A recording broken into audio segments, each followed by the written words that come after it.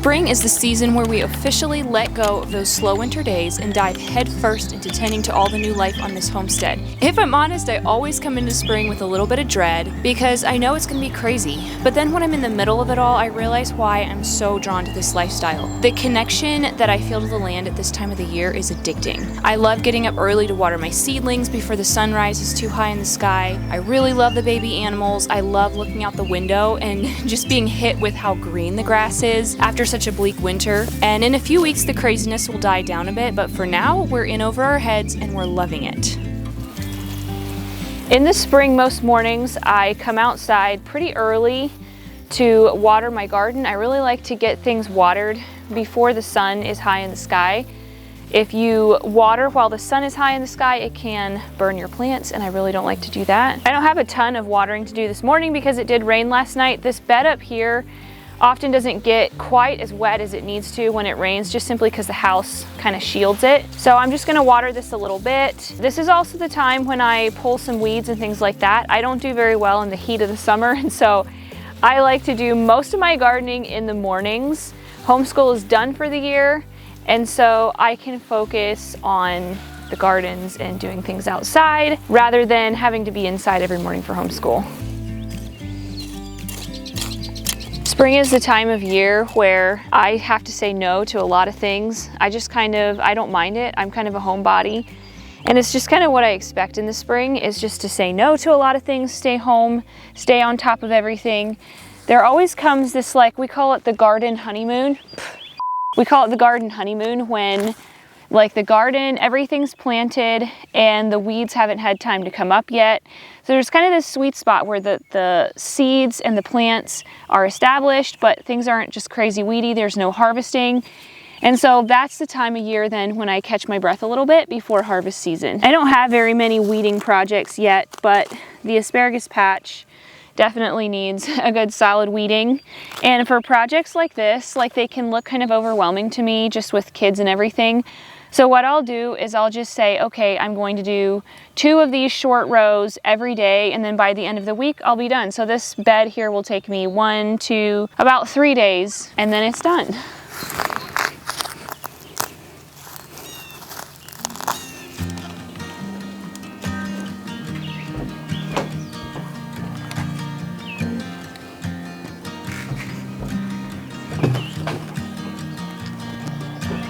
One thing that's super important to remember is when you are planting out seedlings as opposed to direct seeding, you really want to harden off your plants. It sounds, complicated, but it really isn't. All that I do is I set my plants outside in like a nice, not full sun, kind of a shaded spot. These might get a little bit of sun today. You just want to toughen them up a little before you put them straight out into direct sunlight. I have in past years forgotten this step, and I had seedlings that got burnt from the sun. If they're inside all the time, they're just not used to being outside. You want to harden them, toughen them up, let them get exposed to a little bit of wind in a more controlled environment before you just set them out. And yes, I'm fully aware that my tomato plants are too tall. I like to plant them out when they're a little bit smaller than this, but they got away from me this year. I must have planted them too early. And I couldn't put them outside because there's been frost lately. We're past that now, they can go outside, but unfortunately it rained last night and I can't plant them out today. So hopefully I can get these out tomorrow. Since we've been weaning Holly, we've been getting a lot of milk. Our fridge is so full, there's no room for me to move the milk from today's milking from the freezer into the fridge. Michelle's been skimming it. This is all cream right here. She needs to make butter today, so I'm just gonna get a bunch of this stuff out so that she can start making butter, and we'll put the fresh milk in here. Spring is also a time not only that things are going on in the garden, but things are going on, changing, new things going on with the animals too. If you saw our last video, you see that we just got chicks and ducklings. That's exciting. And I said that Holly was gonna be leaving, and she did.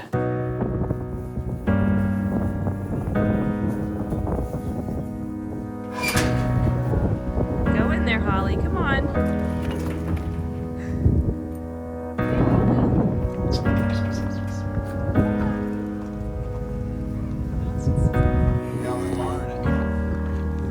Weaning a calf and then having it go to a new home is kind of sad, but it is the way it is. It's also really exciting because the reason we have milk cow is to have milk and cream. Love rich creamy milk. You can see the difference here. When a cow has a calf on her, she will hold back the last part of the milk, which is the creamiest part for the calf, and so we don't get near as much cream. This is from 2 days ago, and this is from yesterday. That's the amount of difference just since the calf was weaned, and I have a feeling we're gonna start getting even more than this. We want to do something fun with the kids before the craziness of spring planting starts, so we came to the zoo. Of course, we brought Element along with us. It's hot and sunny, and we're doing a lot of walking, which means we're sweating, and we need to replace those electrolytes. On a day like this, I really love having a healthy alternative to keeps us hydrated, but it has no junk in it. Like no sugar, colorings, artificial ingredients, gluten, or fillers. Element can help prevent and eliminate headaches, muscle cramps, and fatigue, which is not only good for athletes, but also moms and dads spending the day with 4 young children at the zoo. Just saying. Right now, Element is offering our audience a free sample pack of 8 single-serving packets with any drink mix order. That's a good deal, and it's a great way to try more of their flavors, and you can get yours at drinkelement.com/morethanfarmers. This deal is only available through our link, so go to drinklmnt.com/morethanfarmers. While we're cleaning out the fridge, we've also got a ton of asparagus to deal with. Last night late, I picked a whole bunch of it and didn't get it put in water, so I'm doing that right now. Asparagus really loves to be stored like you would a cut flower. This will keep it from getting limp. It stays nice and crisp for a long time this way. And by the way, if you're looking to plant asparagus, I would highly recommend the Purple Passion. It's our all-time favorite. It's juicy and it's sweet. I think it's sweeter and tastier than the green stuff. And fun fact, I started this asparagus from seed, which I'm very proud of. I think it's Mary Washington.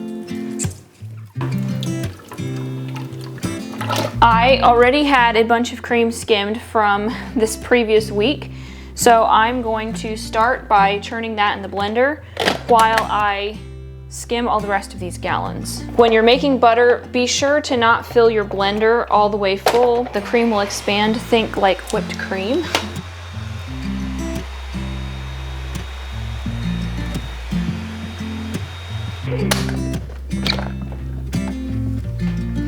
Once you can put your finger in here and you can like clearly separate the liquid from the curd, you know that it's ready to dump out. I have a bowl under here to catch the buttermilk. You can use buttermilk in baking.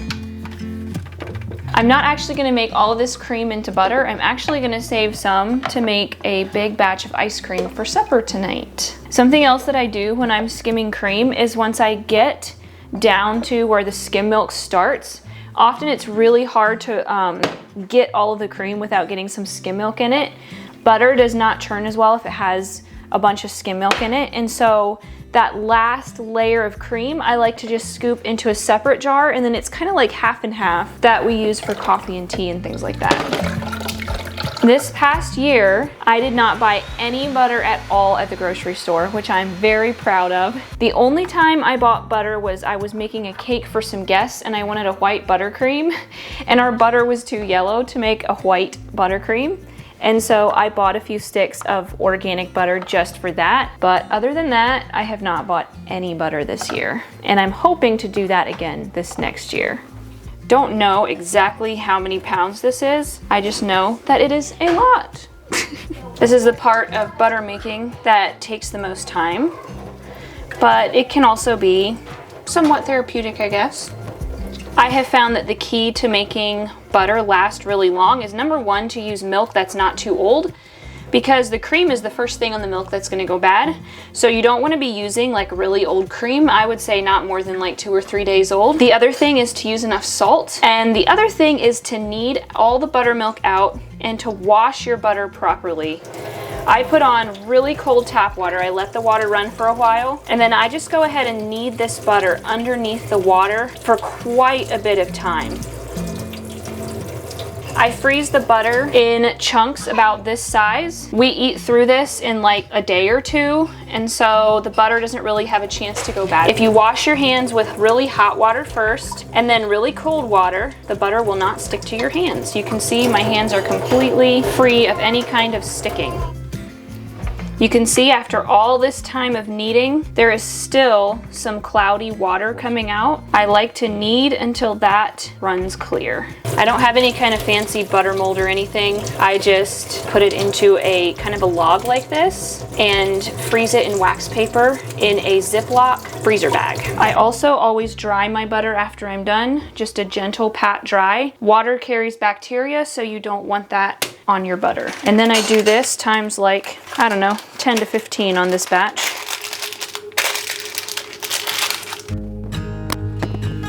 Let things dry out a bit out here, and I'm finally ready to plant my herb garden.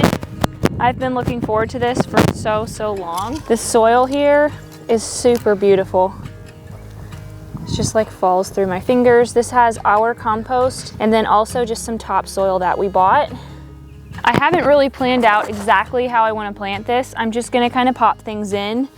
First, I've got echinacea. I would really love to be able to make my own like immune boosting tinctures and stuff. I just got one of these because it was like $8 for this plant. I have a whole bunch of calendula that I started. I also started chamomile. I bought lavender at the greenhouse, sage at a greenhouse, as well as rosemary. The sage and the rosemary I'm just gonna like dry and use as seasonings for chicken and sausage and things like that. The lavender I would really like to infuse with tallow for a nice tallow butter, body butter type of thing. Basil is something I always have on hand. I'm not gonna plant all 4 of these, but I'll plant at least 2 of them probably. I've also got some oregano that I started. Not gonna lie, it does not look that great, but I'm gonna plant it, cover it with a bucket, and hopefully it'll take off. I think oregano is pretty hardy, and I've heard it spreads everywhere. And then also parsley that I started.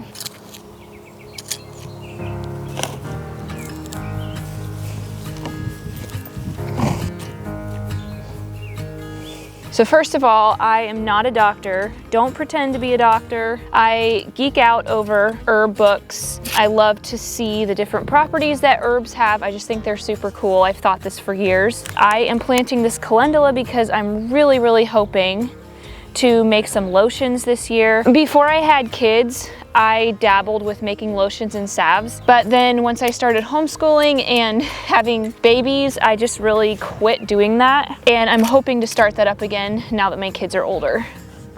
If you're a raised bed gardener and you're in the market for a hoe, I really like this small hoe. It works so well for digging trenches and stuff in raised beds. For years, I struggled a lot with adrenal fatigue, and over that time, I worked with a nutritionalist, and she gave me high quality herbal supplements to help me get through that. My appreciation for herbs has skyrocketed since then because I'm pretty much completely better. I don't have very many symptoms anymore of adrenal fatigue. I still have to be careful, but what I love is that I don't have any side effects from any kind of drugs.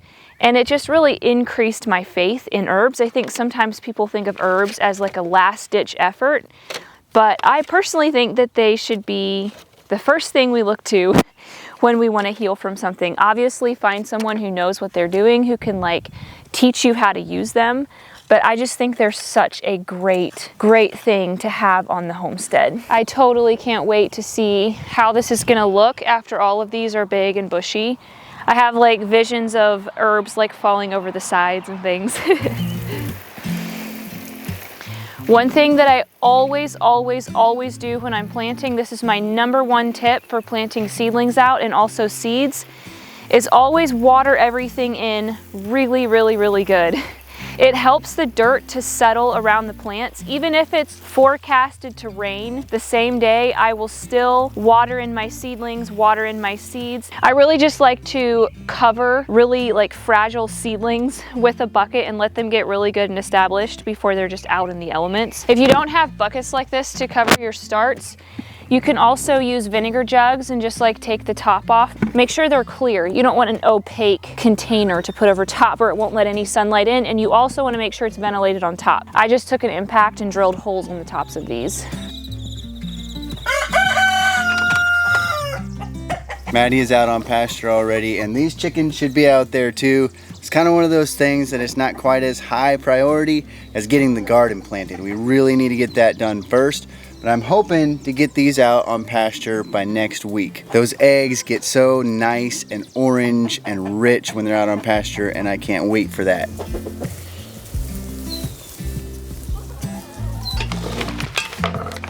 We are going to plant potatoes this afternoon, which is very exciting. I like to plant potatoes while it's still nice and cool outside. They don't grow very well when it's hot. People have different philosophies on how they plant potatoes. For myself, the way my mom did it at home was she would look at a potato and she would cut it into pieces, making sure that there's 3 eyes. The eyes are like tiny little buds where you can tell that a plant is going to grow out of. She would make sure that there's 3 little eyes on each piece.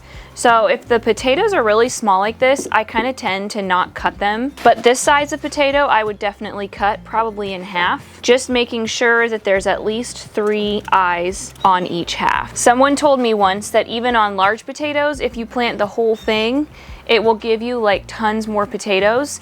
I tried it one year and I didn't notice any difference. And so I'm just gonna stick with the tried and true method. Obviously it works for us. Last year we grew 500 pounds of potatoes. You do not wanna break these off. I've made the mistake. I don't really know what it was that made me do this, but I went through and like broke these off, and the potatoes did not do well at all that year. Last year I made the mistake of doing mostly one variety, and then the one variety had some disease issues. So this year I'm gonna do 3. I have Yukon Gold, which I'm being brave and planting a few of those again. And then I'm doing a Red Pontiac, which are these here, and then Kennebec. Even though our Yukon Gold potatoes this year had disease issues, they lasted better than any of the other potatoes in our root cellar. We are still eating them from last year. I did not save seed potatoes from potatoes that I grew last year.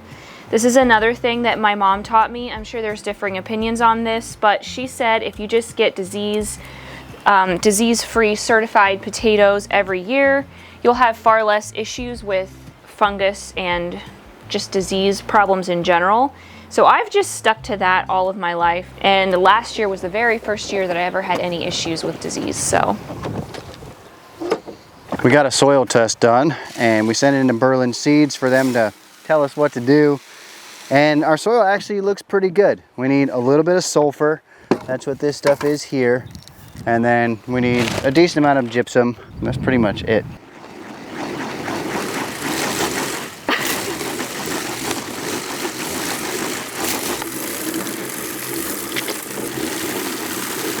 This thing works really well when you have a large area to seed, like when we planted our pastures when we first moved here and stuff. In this area where it's in little corners and stuff, it's okay. Might be about as easy just to toss it out by hand, but thought maybe this would be a little easier. 2 open, pull narrow tape. Do this all the time with feed bags.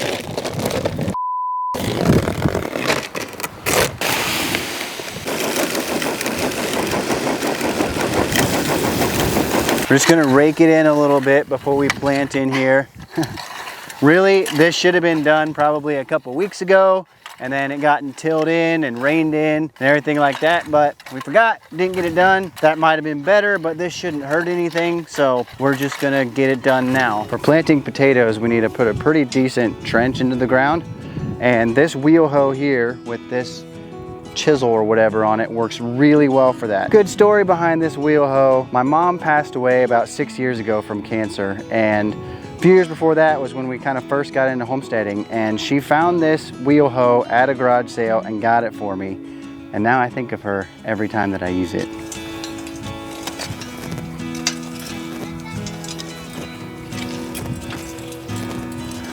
We always plant our potatoes in double rows, so I'm gonna just put another trench right here beside the other one before I move my string. And those 2 rows are about 10 to 12 inches apart. Cody's gonna keep making rows, and he's putting them about 3 feet apart just to give us a nice amount of space. I do not like to squish my garden together. I feel like everything does so much better if I give the plants a lot of space. Me and the kids are gonna get started planting potatoes into these trenches now. White potatoes are a very important crop for us, and so I really make sure I plant them in good soil that's nice and loose, because potatoes will not get big if they're in really hard compacted soil, and the bigger the potato, the better it's going to do in storage. We're still eating potatoes from last year, and the ones that stored the best were the nice big ones. Okay, so what you do is you take this stick and you lay it down beside the potato, and then you put the next potato right beside it with the sprouts up, okay? Because the sprouts are going to become the plant. Then you just take the stick, set it there again, and put the next one in. All right?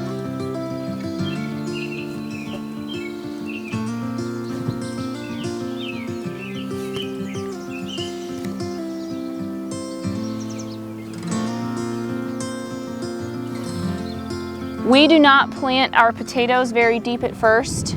We just plant them normally, cover them up with soil, and then we hill them with leaves. That really works for us. It's really simple. Some people do like straw and things like that. For us, leaves have worked. I do like once or twice, just go through and hill a little bit of soil up on them, nothing major, but most of our hilling is done with leaves. Usually when we do gardening videos like this, we have a lot of people that tell us we should be doing back to Eden gardening, no-till gardening. For us, we haven't figured out how to do it on this large of a scale yet. And there are, in my opinion, some pros and cons to no-till gardening. I don't like all the cardboard and paper and things like that that go into no-till gardening, and I know that you can do it without that. But this is the way I grew up gardening. This is the way that I know how to do it. This is the way I know how to incorporate things like cover crops and compost and things like that. I'm not saying that there aren't benefits to no-till, not at all. I'm not saying any of that. My raised beds are actually no-till. Another thing that I do want to say about doing some tilling every year, so we till in the spring and then we also till in the fall. We don't do tilling like in between. That time we just do mulching and stuff. Our soil is improving every single year. We've been here now for 8 years, and I'm telling you, when we first started growing food in this garden here, the soil was clay. It was compacted. It was not easy to garden in this soil. And every single year that we've been here, the soil has gotten better and better and better. You can see here this soil is just so loose. It falls through your fingers. It's nice and black. For us, we have seen huge improvement in our soil when we are consistent with compost and mulching. So just because you don't do Eden gardening doesn't mean that you can't still have beautiful soil. Our garden is also very productive. It gets more and more productive every single year. At first, I was planting like 30 tomato plants in order to have enough tomatoes for our family. Last year I planted 15 plants and I had way too many tomatoes. I'm not bragging, I'm just saying that the more your soil is built up, the more your plants will produce, and that is happening for us. So there's more than one way to garden. There's not necessarily a right and a wrong. I've found as my life goes on, there's things that I say I'll never do that I end up doing. In my last video, when we were talking about all the frost, I was really worried about my strawberries. I didn't show too much emotion on camera because I don't like doing that, but I was really worried about these. But I came out here the other day and was very encouraged. I mean, they're going crazy. You can see all the new blooms on these. They're looking amazing. Most of them by now are yellow and beautiful. Frost is over with. There's even strawberries forming. Sun's starting to go down and we haven't had supper yet. It's gonna be a late one, but we wanted to get this done all in one fell swoop, so we're kind of trying to hurry here. This right here is gonna be tomatoes. They're all going in one long row. And previous years, we've been using tomato cages, but last year they really grew out the top of those things and were like falling over and everything. They grew like this far out and just flopped over. Yeah. It was a jungle. So I'm gonna do cattle panels this year to trellis the tomatoes, and that way they can be taller and a little stronger. So this year I'm not planting as many tomatoes as I did last year. You can go back and look at last year's harvest video. I was swimming in tomatoes. I canned like gallons and gallons and gallons of tomato sauces, and I still have tons down in my basement. So this year I'm only doing 10 to 11 tomato plants. I plant them pretty far apart. I trellis them, I prune them, and I baby them so that I don't have to have like dozens and dozens of tomato plants. That to me is easier than just planting a whole bunch. I'm gonna be so relieved once these massive tomato seedlings are in the ground. I do not normally let them get this big. This is my one cherry tomato plant, I always plant too many cherry tomatoes. This year I was like, one, only one. Michelle gets a little annoyed sometimes when I pull out the tape measure. She wants to just like whip through this stuff and get it done. I find it easier to get nice straight rows to till beside and everything and to work with, and also to measure stuff out, because now that this is measured out, I can just know exactly where the plants are gonna go. We're going every 3 feet with these tomato plants. We want them plenty far apart so that they really have room to grow and get big and have good airflow. In previous years, actually including last year, I planted them in a block, but then the difficult thing is that it seems like no matter how far apart you plant them, it's really hard to get to the tomatoes that are in the middle of the block. So my preference is to just plant a straight row. They're easier to spray, they're easier to pick and maintain. So that's what I'm gonna do this year.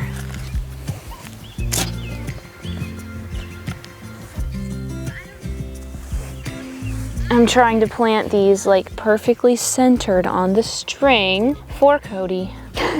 I like to have a garden that looks nice and everything. It's just that when I'm doing it myself, in the moment, I'm like, not worth it.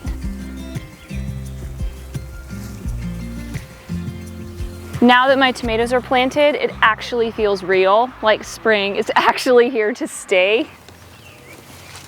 One thing that I really like about raised beds is that it's so easy to do the rotational, what do you call it, rotational planting, or is crop rotation? You got rotational grazing and crop rotation going on in my garden. These beds just make it really simple to do crop rotation because I can just like write down what I had in each bed and then I just rotate everything. I think I'm gonna stick with 6 pepper plants this year. Whenever I plant more than that, I just have way too many peppers. So by the way, for those of you who are wondering, for white potatoes for a family of 6 for a whole year, we planted 4 double rows that are 30 feet long. And it was about 40 pounds of seed potatoes. I'm planning to trellis my tomatoes that I just planted with cattle panels this year, but just for now, until we get the cattle panels up, I'm gonna still put them into tomato cages so that our dog doesn't run them over. The garden, for some reason, is his favorite playground, and he just like tears through here all the time. People have been asking me how we keep rodents and things out of our garden. Honestly, since we got a dog, we don't have any kind of issues. I know it's not a very simple solution, but getting a dog genuinely helps. I think it's even just the smell of the dog around that keeps critters away. I'm gonna call it a day. This is all I'm gonna plant for tonight. In the next video, I'm gonna be planting these flowers as well as some other warm weather crops. So stick around for that. And while you're waiting, you can watch this video right here.